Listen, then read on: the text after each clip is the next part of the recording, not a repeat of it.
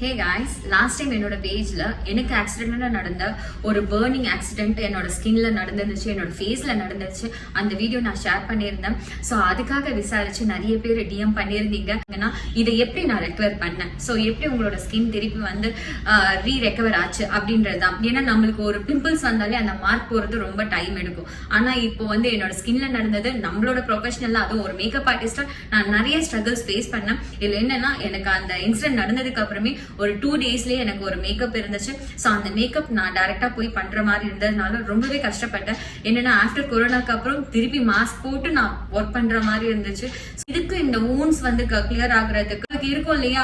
இப்போ ஒரு மேக்கப் ஆர்டிஸ்டா இருந்துட்டு நம்ம இந்த பியூட்டி ஃபீல்ட்ல இருந்துட்டு நம்மளுக்கு ஒரு அப்பீரியன்ஸே நம்மளோட ஸ்கின் அண்ட் ஃபேஸ் தான். ஸோ அதை வந்து நம்ம கண்டிப்பா வந்து மெயின்டைன்டா இருக்கணும்.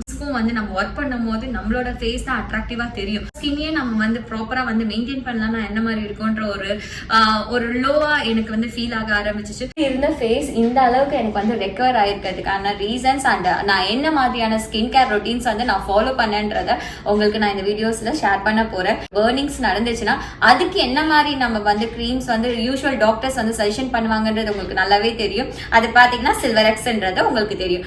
அதுவே வந்து எனக்கு பர்சனலா டெர்மட்டாலஜிஸ்ட் சீக்கிரமா ரெக்கவர் ஆகிறதுக்கு ஒரு ஜெல் வந்து சஜஷன் பண்ணாங்க. ஸோ அது ரொம்பவே பெஸ்டா இருந்துச்சு.